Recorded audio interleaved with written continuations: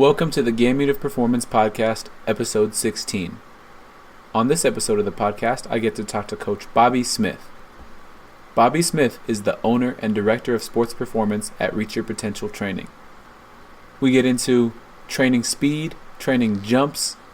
We get into some of the stuff that he got to discuss at the NSCA conference this past summer.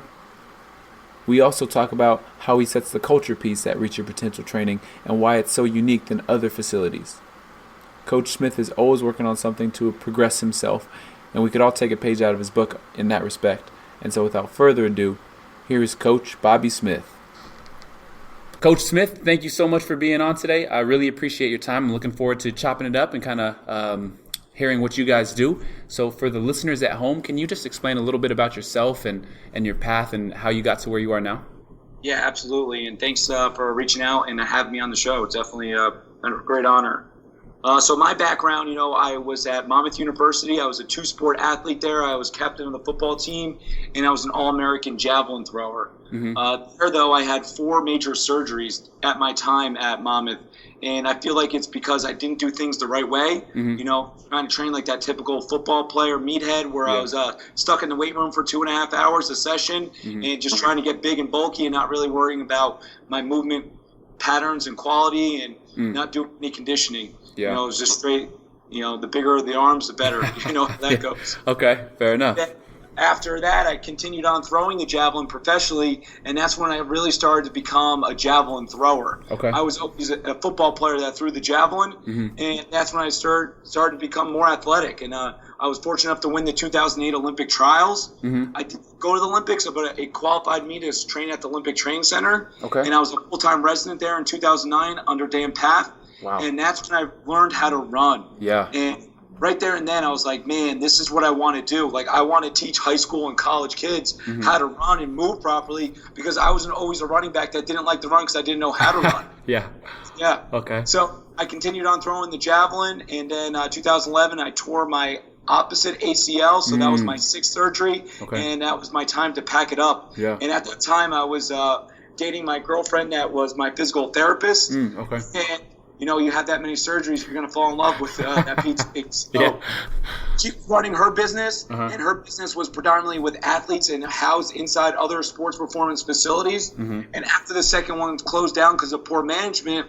we kind of looked at each other and said, let's do this. And 2012, we opened up Ripped with 16,000 square feet, wall-to-wall, 60 yards. We have 7 powerlift racks.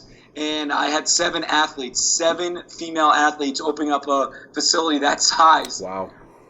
I reached out at the NSCA and put out an ad and got over 125 strength coaches that applied for the director of sports performance. And got Adam Feit. Adam Feit's resume stood out by far. Yeah. I was looking for someone that's been to that big-time experience. Not only was he in the NFL, but college coach, former Division III All-American football player, and flew him and his wife, Mary Kate, out, who definitely had a big influence on the way we program as well. And it was, showed vision, showed him my path, and showed him, this is what I want them to be a part of. Yeah. And there and then I kind of knew I had him. He said I didn't, but I gave him that wink, and I knew that it was going to go. Yeah. And from day one, we just hit the ground running. And we just grew this business and got bigger and better. And by year 3, we actually knew we had something special. And we made a DVD, Coach's Guide to Jump Training, and around the country presenting on that. And we made 2 more since that. And we've seen over 5,000. We've had over 5,000 registrations within this is our 7th summer. Wow. So it's definitely been a dream come true and grew a lot faster than we thought it was going to grow. But we had some learning pains. But, we've definitely gotten better and more organized and more efficient the way we do things, and it's definitely been a dream come true. That is awesome to hear, and I got to talk a little bit with Coach Feit as well, and so that's cool to hear both sides, both perspectives of you guys. And you mentioned run training and jump training, right? So that kind of leads me to my next question. So you work with a variety of athletes, developing speed and power. So what are some ways that we can do this, maybe using med balls or other means to accomplish, training power? Yeah, and we definitely want to attack that as well. And, what we predominantly see is high school females is our bread and butter. Okay. And that's girls soccer is our number one sport by far. And this summer we're at the tail end. We've had 287 athletes, wide variety of soccer, lacrosse, field hockey, basketball, baseball. And the biggest thing is we want to make sure is we're doing general athleticism. And as we look at the scope is we want to build that foundation. So no matter if we're building a mansion or we're building a back house, that foundation has to be solid and strong. And that's what we're trying to instill in our athletes. So definitely attacking it from the power aspect. How we break it down is we have 90-minute sessions. We do a 15-minute dynamic warm-up. Then we go into 21 minutes of speed and agility. Day one, we work on that first step quickness breakaway. Day two, we work on that lateral movement, change of direction. And then we go into our plyometrics. And how we develop that power is we've had about 16 athletes per session at tops with 2 coaches. So we break the group right in half there. So half will go to med balls, half will go into the jumps. And we definitely attack the med balls right before we go into the weight room, working on some type of, rotational toss, some step and punch, some horizontal slams, different patterns, and making sure that we're attacking, our 3 dimensions and making sure we're developing power in all planes of motion. And then right from there, we're going to go into our jumping. And you would definitely love to attack the jumping, especially in the summer. We really love to hit the bounds up. And we love the bounds is I feel like it has a direct correlation to the field or court working on their change of direction and cutting. Even with the college kids now, we can get more advanced in going into a hop when we're doing something just on that one leg and getting some repeats with that. But then with our high school kids, we want to make sure before we, produce force, we can reduce force. So we start off with our depth drops, making sure we can stiffen up, holding that athletic position. And even before that, we want to go into what we coined the snap down. So we snap down fast into an athletic position so to get them ready to jump. So for us, we develop power, especially on that turf, and then obviously in the weight room as well. Then starting in the weight room, we'll go into some type of Olympic lift variation, or we really got into a lot of the kettlebells this year. And I really like the kettlebells because of, teaching that double extension of the knees and the hips and making sure that the athletes, especially at this age, they don't know how to use their hips. And we want to make sure that we're developing that force with that hip extension, getting tall, getting vertical fast, but also stiffening up and getting the glutes and core solid and then controlling that weight down. And then obviously we love the cleans, so we're definitely going to attack that. So definitely something that we attack the power. No, definitely. I'm with that. So you said double extension. So do you guys not teach as much of the ankle extension in like a typical triple extension in a clean, or is that are you talking more double knee bend? The double extension. Kettlebell. Okay, that makes sense. It's that triple extension. But I really like the kettlebell swing, so it's getting those athletes to understand that we want to keep our heels down with this and use your hips. And the swing is a byproduct of how hard you swing the hips. What we've seen in the past is that they get into that hyperextension because they go into the arms too much. So we want to make sure that we stiffen up, stabilize, control the bell coming down, and then pop those hips again. And I really feel like this is our best season of swings because of that. No, I like that. And I think that's a good differentiation because not a lot of people teach it like that. So kids will go to a kettlebell swing and they'll do it just like a clean, right? So they're leaving the ground. Their feet are sometimes moving. And so I think that is a very good way to define it. So I like that a lot. Gets them to use their hips, and that's where it's like everything has a correlation because we want to make sure we're correlating to our running and get full extension of the hips, getting up nice and vertical so we can produce force into the ground. So for me, since my track and field background, I want to try and relate everything back to running and relate everything back to them being more athletic. No, I agree. And so moving on to the next thing, right, you kind of touched on it, but how do you approach speed training specifically for different athletes? Like, for example, even someone in track and field like yourself in a javelin throw, right? You're only running a certain amount versus someone in like a team sport.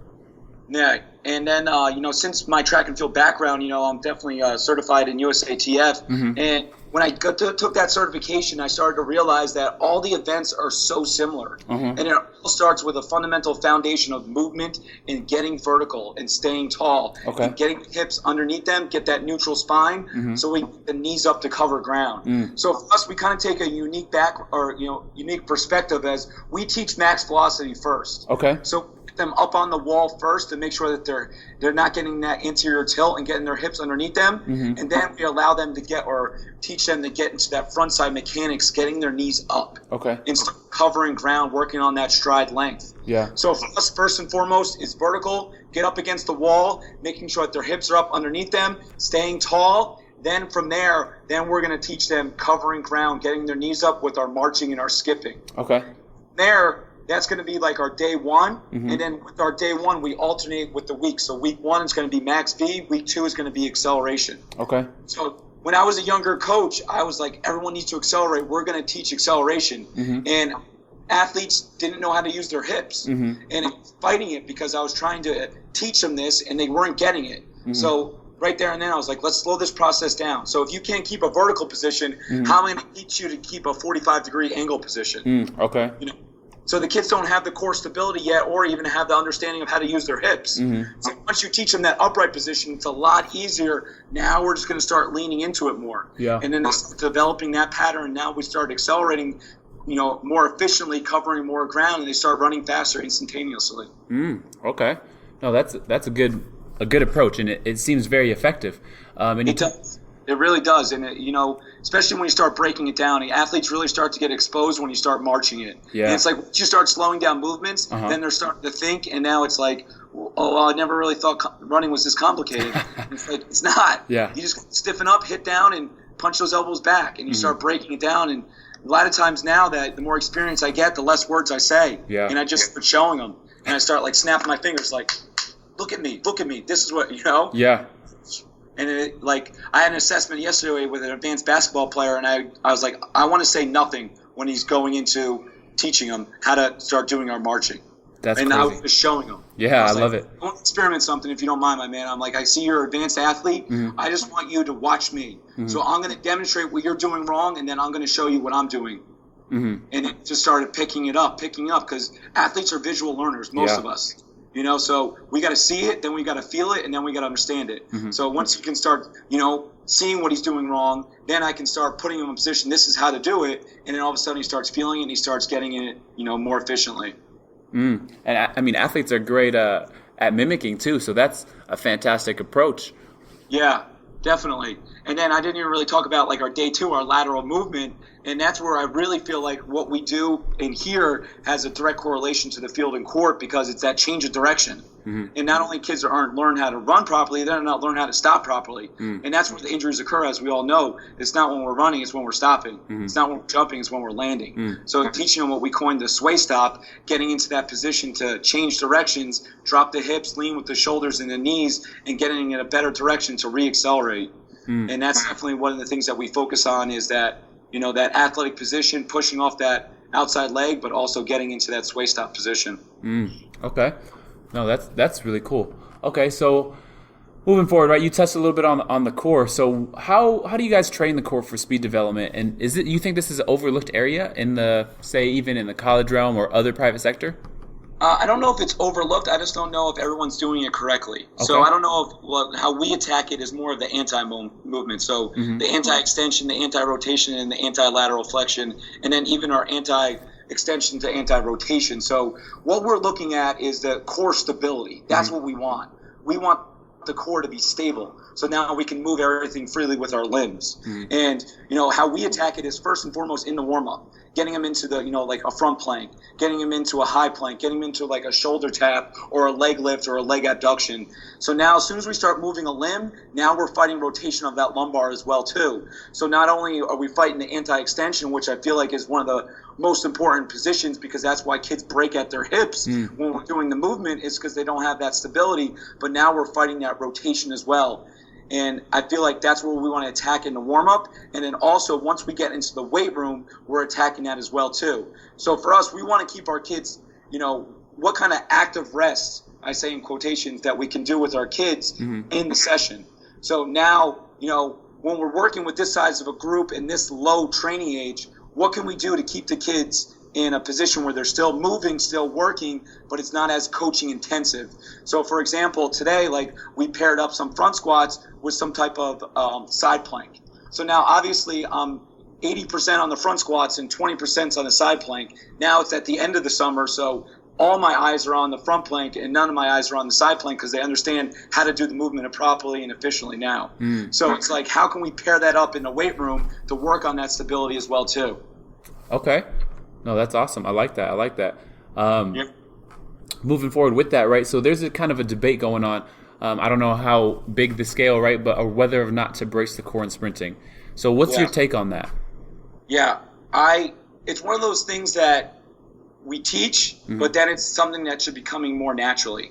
So, for example, like when we're working our acceleration, we get them up on the wall first and teach them that wall drill. And the reason why we're teaching them a wall drill is not for the running mechanic aspect. Action is more of the stability of the core stiffening up and holding that position and not seeing their head bobbing up and down and teaching them first. So I like to think of it like kind of a baseball, teaching someone how to hit. You're not going to throw them in live pitching, are we? No, we're going to teach them to hit off a tee. Yeah. So same thing here. Now we're teaching them how to hit off a tee by getting them against into the wall, doing the wall drill, teaching them their leg action, but teaching them more the core stability. Then from there, we'll go into the prowler. So in the prowler, we want to keep the weight light, but we want to make sure that we're stiffening up and producing the force into the ground. So I'm telling you, when we're doing our prowler marches, our arms aren't pushing the prowler. Our arms are stabilizing with our core. It's how hard we can produce the force into the ground and stabilize that pushes that prowler. So that's how we're going to teach that core stability in the turf.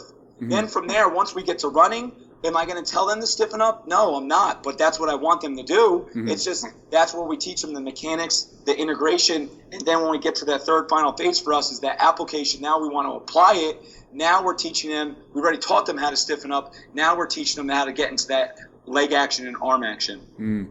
Okay. So with that, what's you guys' take on, or what's your take on limiting frontal plane movement, right? So a lot of people don't really coach it. A lot of people try to limit it.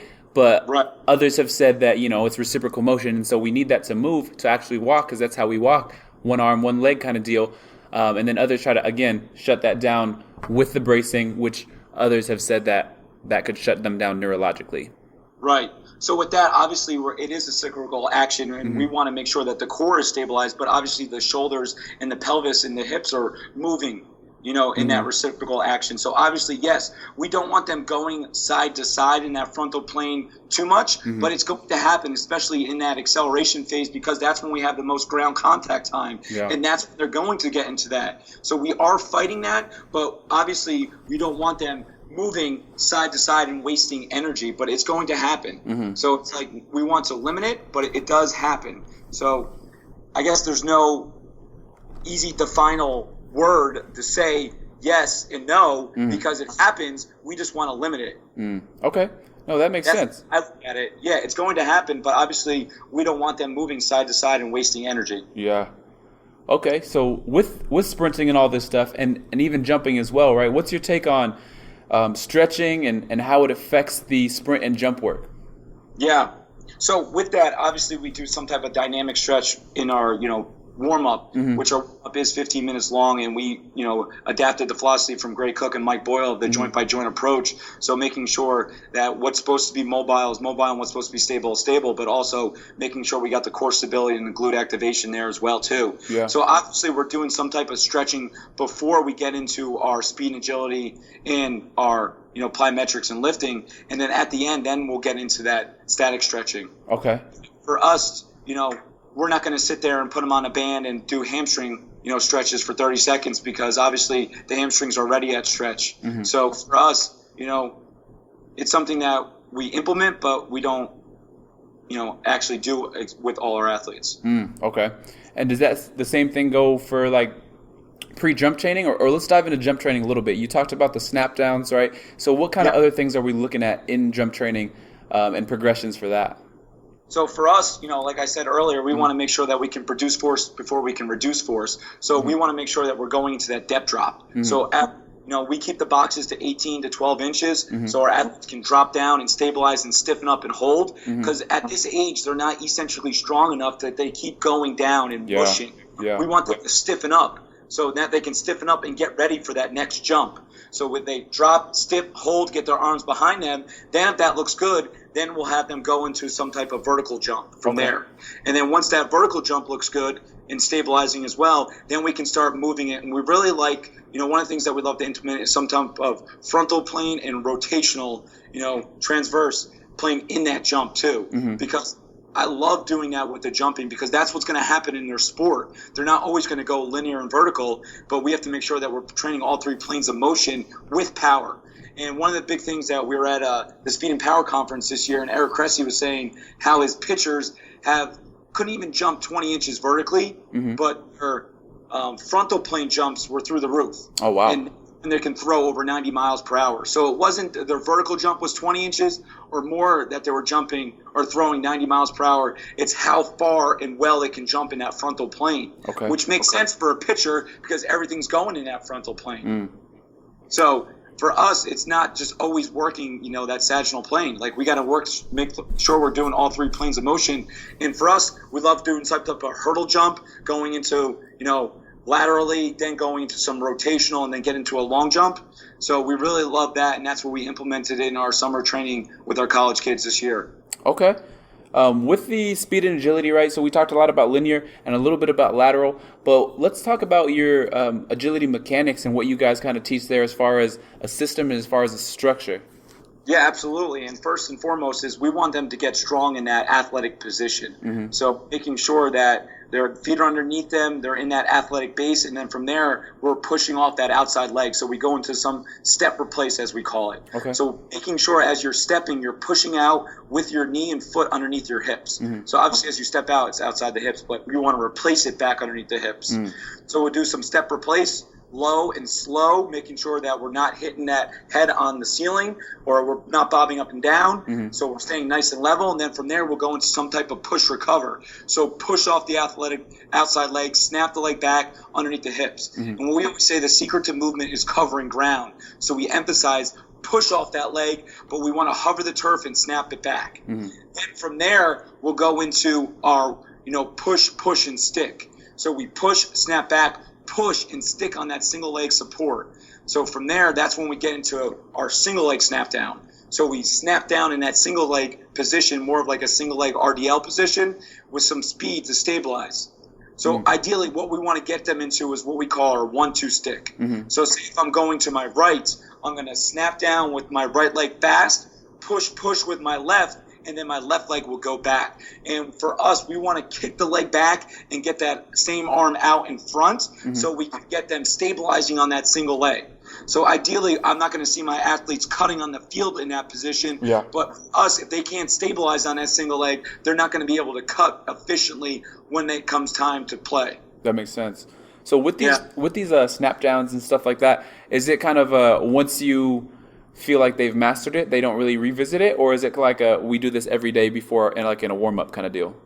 So that's right before we break our movement up into three sections: mechanics, integration, and application. So each section is about 7 minutes long. And for our day 2 lateral movement, we're always doing some type of 1-2 stick variation.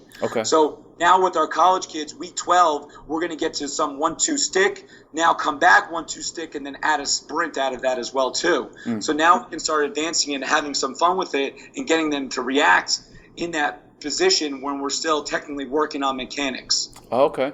That makes sense. We want to progress it, and we love progressing some type of running out of it. So with this, how important is the visual system, and how do we kind of train the visual system to help us better adapt to agility and sprint stuff? Yeah. And like we break up our movement just like we break up our lifting into 3 phases. And for us, that third phase is always going to be reactive. And we're either going to do some type of visual reaction where they're reacting to me, or I really like some audio reactive where they're saying a number. Like that's what I did today with my college kids the last week is a 6-cone reactive drill. And it's number reactive.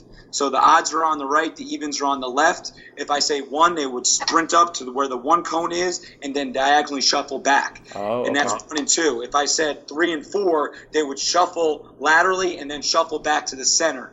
And then if I said 5 or 6, they would diagonal shuffle and then sprint back. So they always start and return back back into the center of those 6 cones. And now you really start to see them react. Now, obviously, this isn't visual, but now it's audio with their number reacting to me. So now I want to get them thinking. So now I really love to see the athletes that mess up. And how are they going to mess up are they going to go to the wrong cone, or are they just going to stand up and be like, oh, man, I messed up? Like what I tell them, if you mess up on the field, you just go. Yeah. You don't just sit there and say, oh, man, I messed up, because that's how you get hurt. So just react to it. Oh, I messed up. Now learn from it. Get back to the center and start back fresh on the next reactive, number. No, that makes sense. Before we get to that number reactive, we definitely do visual reactive, where I'm just pointing to where them to go. And do some type of ball drops on our day 1. I love that. So now they're in that 2-point stance or push-up position, and now they're reacting to seeing me drop the ball and sprint out to it. Okay. And so we've talked a lot about training, right? But let's talk a little bit about how you structure things, right? So obviously you're taking athletes from a bunch of different backgrounds and a bunch of different cultures. So how is it setting up the culture right there at your facility? Is that difficult? Is that easy? Or how do you mesh everyone together?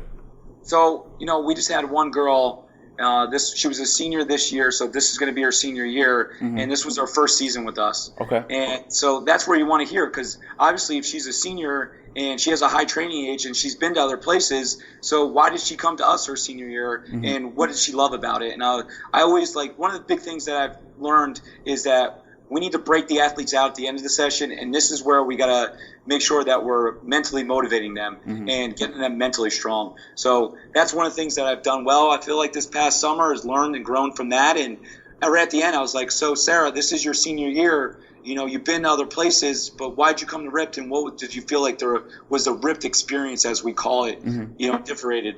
And she said that you tell right from the start that the coaches care. And then very shortly, I saw all the athletes around me cared about my success and me getting better. And that's really what stood out from this facility to other facilities that I trained at. And not only was the training at a high level, but the energy and the athletes were all at that same level. And before we get started is we take them through an evaluation. And the evaluation is, a vertical jump, long jump, 10-yard sprint, 60-yard shuttle. It's them to get a feel, but then we break them and show them our 7 commandments. And right here and then, is showing them our culture and showing them what we're all about. And right there, if they're going to buy in, or they're going to be a part of this, or are you going to be like, I don't know if this place is for me. And in the beginning, you never want to turn anyone away. So it's I always steer them, no, try it out, give it going. And then, you can just feel it. Hey, man, I don't know if this place is for you. And I understand it's not for everyone. Are you going to buy in? Or are you going to be a part of this family? Are you going to be a part of this atmosphere? And, we've had some athletes that said it wasn't. And no hard feelings. It's all right. I understand it.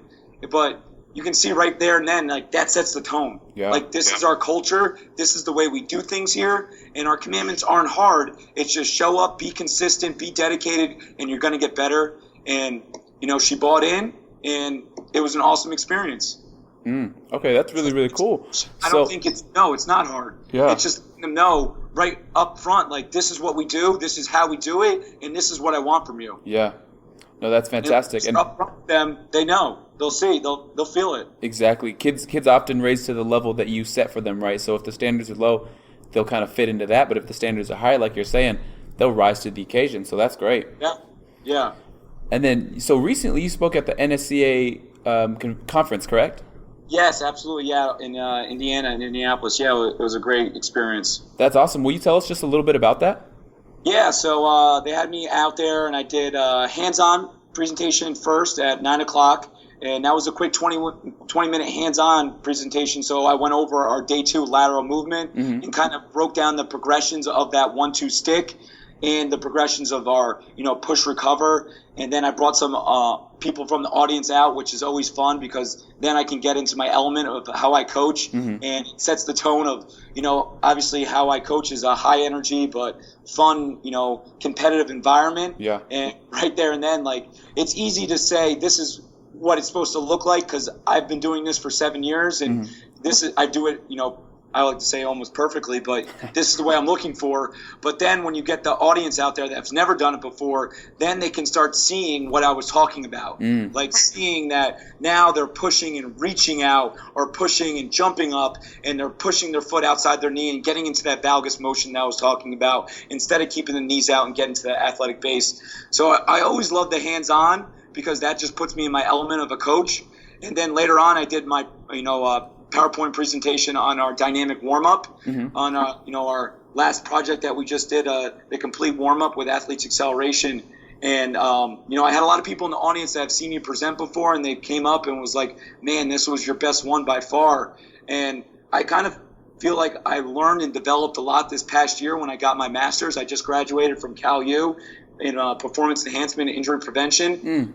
My background was unique, where my degree was in special education, so I was a teacher first and foremost. And now I got the science behind why I do the things I do, and now I start to realize and see exactly and understand the human body even more. And that's where I feel like not only have I become a better coach, but I've definitely become a better presenter because of that. So okay. I like it really well, and they asked me back out for another NSCA presentation in October too, so looking forward to that. Yeah, that's fantastic. And then kind of winding this thing down a little bit here. So I just have a couple rapid-fire questions. So I'm just going to ask you a question. You kind of tell me the first thing that comes to your mind kind of deal. Right. So the first one, what's the best advice you've ever been given? Best advice I've ever been given? It doesn't have to be in sport. As a person. What's that?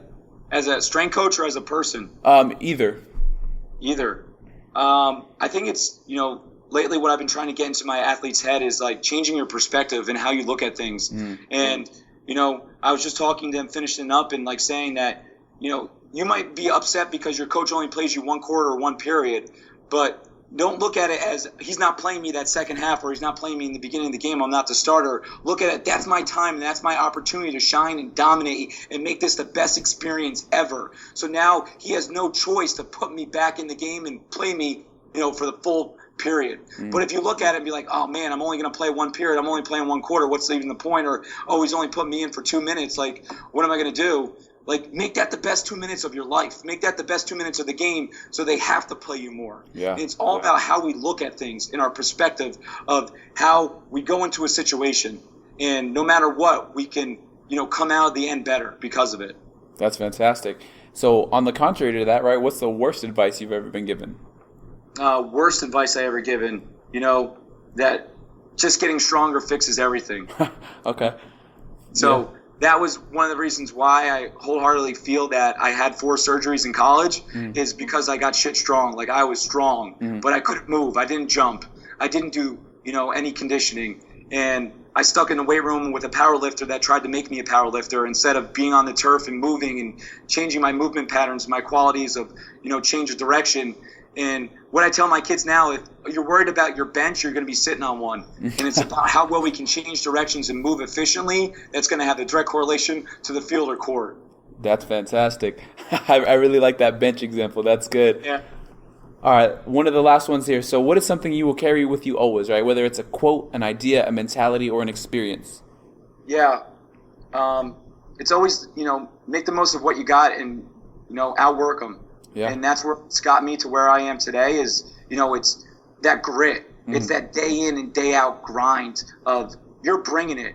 It doesn't matter if, my son kept me up all night and he's not feeling well and something's not great at my house. They're not paying for that. They're paying for the ripped experience. And no matter what's going on in my life, I have to make sure that as soon as I put that whistle on, it's just like putting a hard hat on, and I'm going out there to deliver the best session that they ever had. And one great training session can change an athlete's life. And we wholeheartedly believe that, and we instill that in our coaches and our interns, and that's the way you need to approach the session, because to them, like, we have 287 athletes, but to them, they have one ripped. They have one coach. And they have one assistant coach, so they don't know any better. They don't know anything else. So we have to make sure that we're delivering the same product, no matter if it's 6:30 in the morning or 6 o'clock at night. That's fantastic as well. This is some good stuff. And then this last question here, right? So what are you working on now, and how can people reach out to you? Yeah, I mean, I'm trying to stay up on my Instagram game. So Coach Bobby Smith on Instagram, and my website as well is coachbobbysmith.com as well. I'm going to start picking up my blogs up there. I just had a really busy summer, so that's going to start picking up in September. And then also myself, Pat Beef, and Pat Rigsby are starting another side gig, as you say, is Athletes Acceleration Sports Performance. And what we're going to do is go around and help other gym owners around the country as into making sure, Pat Rigsby is the best at, the business side, and Pat Beef is the best at marketing. And then they brought me along because they had no one else to choose from but another strength coach. So, we want to make sure that we're delivering that ripped experience or that athletes acceleration experience around the country and getting other strength coaches to deliver that same product and trying to make every athlete better around the country. And that's what we're trying to do with that. And obviously, the day in and day out at Ripped is going to stay the same there. That's awesome to hear. Well, Coach, I really appreciate your time. I think this was extremely valuable. I think a lot of people can pull a lot of things from this. So once again, thank you so much, and hopefully we can connect again soon in the future. Yeah, thanks again for thinking of me, man. Appreciate it. Anytime. All right, Coach, have a great rest of your day. I'll talk to you soon. Thanks again for listening, and if you enjoyed the podcast, please like, comment, and share on your social media platform of choice. A big thank you to Coach Bobby Smith for sharing his time with us and sharing some of his ideas and methods and how he trains his athletes at Reach Your Potential Training.